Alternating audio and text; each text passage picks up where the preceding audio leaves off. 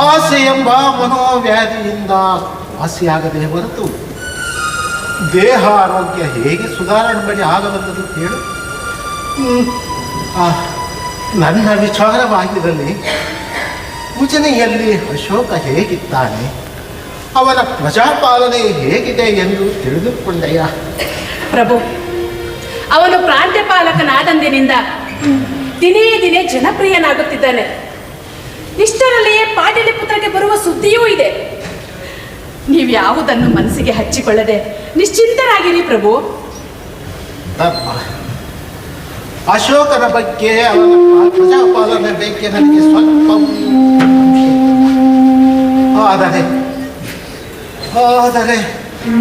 ಅವನು ಎಲ್ಲದಕ್ಕೂ ಸಮರ್ಥನಾಗಿದ್ದಾನೆ. ನನಗೆ ಸುಮನನದೇ ಕಳವಳವಾಗಿದೆ. ಅವನು ಪ್ರಾಂತ್ಯಾಧಿಕಾರವನ್ನು ಕಳೆದುಕೊಂಡನಲ್ಲ ಎಂದು ಸುದ್ದಿ ಕೇಳಿ ಆಘಾತಗೊಂಡಿದ್ದೇನೆ. ಅವನ ಬಗ್ಗೆ ಅಧಿಕಾರಿಗಳಾಗಲಿ ಅಥವಾ ಮಂತ್ರಿಗಳಾಗಲಿ ಸರಿಯಾದ ಸೂಚನೆಯನ್ನೇ ನೀಡುತ್ತಿಲ್ಲ.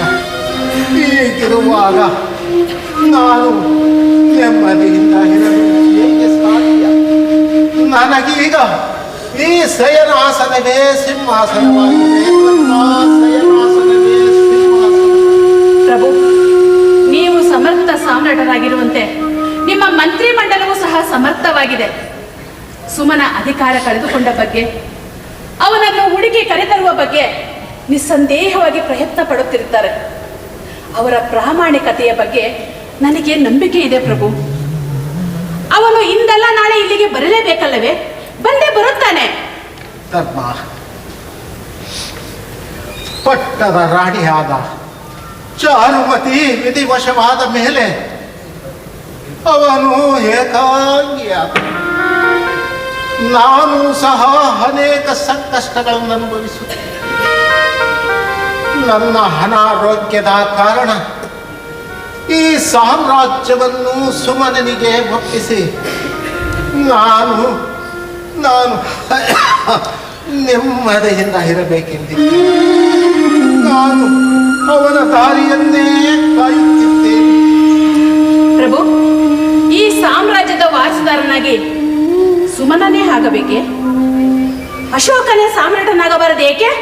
ಸಾಧ್ಯವಿಲ್ಲ, ಅದೆಂದಿಗೂ ಸಾಧ್ಯವಿಲ್ಲ. ನಾನು ಚಾರುಮತಿಗೆ ವಚನವನ್ನಿಟ್ಟಿದ್ದೇನೆ. ಅದು ಅಲ್ಲದೆ ಅವಳ ಮಗನಾದ ಸುಮನನಿಗೆ ಮೊದಲೇ ವಚನವನ್ನಿಟ್ಟಿದ್ದೇನೆ. ಅದು ಅಲ್ಲದೆ ಪಟ್ಟದ ರಾಣಿಯ ಪುತ್ರನೇ ಆಗಬೇಕು. ಇದು ರಾಜಪರಂಪರೆಯ ಸಂಪ್ರದಾಯ. ಏನು ಲಿಖಿತ ಶಾಸ್ತ್ರವೇನು? ನಾನು ಲೆಕ್ಕ ಹಾಗೂ ರಾಜಧರ್ಮವನ್ನು ಎಂದಿಗೂ ಮೀರಲಾರೆ. ಪ್ರಭು, ಇದೇನು ಲಿಖಿತ ಶಾಸ್ತ್ರವೇನು? ಲಿಖಿತ ನಿಯಮಾವಳಿಗಳೇನು? ಅಧಿಕಾರಗಳು ಸಾಂದರ್ಭಿಕ ಅವಕಾಶಗಳು. ಆ ಅವಕಾಶ ಅಶೋಕನಿಗೂ ಲಭಿಸಬೇಕು. ನೆನಪಿದೆಯೇ? ನೀವು ಸಹ ಅವಕಾಶವಾದಿಯಾಗಿ ಸಿಂಹಾಸನಾಧೀಶರಾದಿರಿ. ನಿಮ್ಮ ವೃತ್ತಾಂತವನ್ನು ನೆನಪಿಸಲೇ? ವ್ಯರ್ಥವಾದ ಮಾಡಬೇಡ. ನಾನು ಅವಕಾಶವಾದಿಯಲ್ಲ.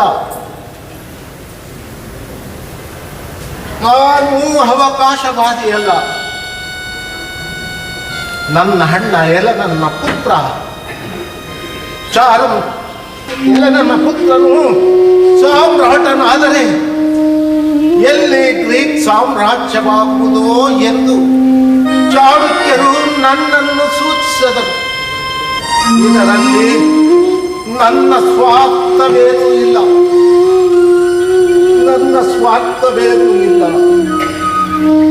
ವನವಾಸಿಗಳಾದ ನೀನು ಈ ಸಾಮ್ರಾಜ್ಯದಲ್ಲಿ ಎಲ್ಲವನ್ನು ಅನುಭವಿಸುತ್ತಿರುವೆ.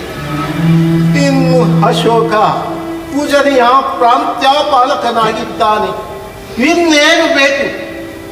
ಸಾಮ್ರಾಜ್ಯದ ಆಸೆಯನ್ನು ಬಿಡು. ಅವನೆಂದಿಗೂ ಸಾಮ್ರಾಟನಾಗಲಾರ. ಏಕೆ ಪ್ರಭು, ಏಕೆ? ಅಶೋಕ ಸಾಮ್ರಾಟನಾಗಲಾರ? ಶಕ್ತಿ ಸಾಮರ್ಥ್ಯದಲ್ಲಿ ಸುಮನನಿಗಿಂತಲೂ ಅಸಮರ್ಥನೆ. ಶಕ್ತಿ ಸಾಮರ್ಥ್ಯದಲ್ಲಿ ಅಶೋಕನನ್ನು ಬಹಳವಾಗಿ ಮೆಚ್ಚಿಕೊಂಡಿದ್ದ ನೀವು ಅಧಿಕಾರದ ವಿಚಾರಗಳು ಬಂದಾಗ ಅವನಲ್ಲಿ ಹುಡುಕುವ ಲೋಪವಾದರೂ ಏನು? ಈ ಬೀಜಾಂಕುರದ ಬ್ರಾಹ್ಮಣಿಯ ಪುತ್ರ ಕುಲಹೀನನಾದನೇನೋ? ಅಂದು ನಿಮಗೆ ಬಾಣ ತಗಲಿ ರೋಗಿಯಾಗಿ ವನಾಶ್ರಮಕ್ಕೆ ಸೇರಿದಾಗ ನಾನು ನಮ್ಮ ತಂದೆ ನಿಮಗೆ ವೈದ್ಯ ಸೇವೆ ಮಾಡಿದ್ದಕ್ಕೇನು? ನಿಮ್ಮ ಇಚ್ಛೆಯಿಂದ ನಾನು ನಿಮ್ಮನ್ನು ವಿವಾಹವಾಗಿದ್ದಕ್ಕೇನು?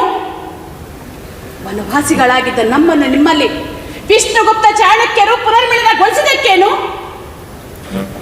ಅರಮನೆಯಲ್ಲಿ ಸೇವಕರಾಗಿ ನಾನು ನಿಮ್ಮ ಮಗ ಅಶೋಕ ದೈಹಿಕ ಹಿಂಸೆ, ಮಾನಸಿಕ ಹಿಂಸೆ, ನಮ್ಮ ಮೇಲೆ ನಡೆದ ಅತ್ಯಾಕ್ರಮಣಗಳನ್ನೆಲ್ಲ 15 ವರ್ಷ ಅನುಭವಿಸಿದಕ್ಕೇನು?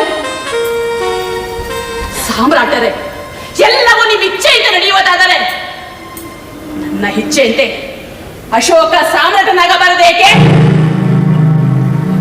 ಎನ್ನ ಆರೋಪಗಳಂತಿರುವ ಪ್ರಶ್ನೆಗಳೆಲ್ಲವೂ ನನ್ನ ದೋಷವಲ್ಲ, ಅದು ಸಾಂದರ್ಭಿಕ ಅನಿವಾರ್ಯತೆ. ಸಾಂದರ್ಭಿಕ ಅನಿವಾರ್ಯತೆ. ನಿಮ್ಮ ವಚನ, ನೈತಿಕತೆ, ಪ್ರೇಮ, ರಾಜಧರ್ಮ ನೆನಪಿಸಲ ಸಾಮ್ರಾಟರೇ. ಅಂದು ವನದಲ್ಲಿ ನನ್ನನ್ನು ವಿವಾಹವಾದ ನಂತರ ನನ್ನ ಉದರದಲ್ಲಿ ನಿಮ್ಮ ಕುಡಿ ಮೂಡುತ್ತಿರುವಾಗ ನನ್ನನ್ನು ಕೊಲ್ಲಲು ಯತ್ನಿಸಿದರು. ನಾನು ಸತ್ತೇ ಹೋದೆನೆಂದು ನೀವು ಮರೆತು ಬಿಟ್ಟಿರಿ.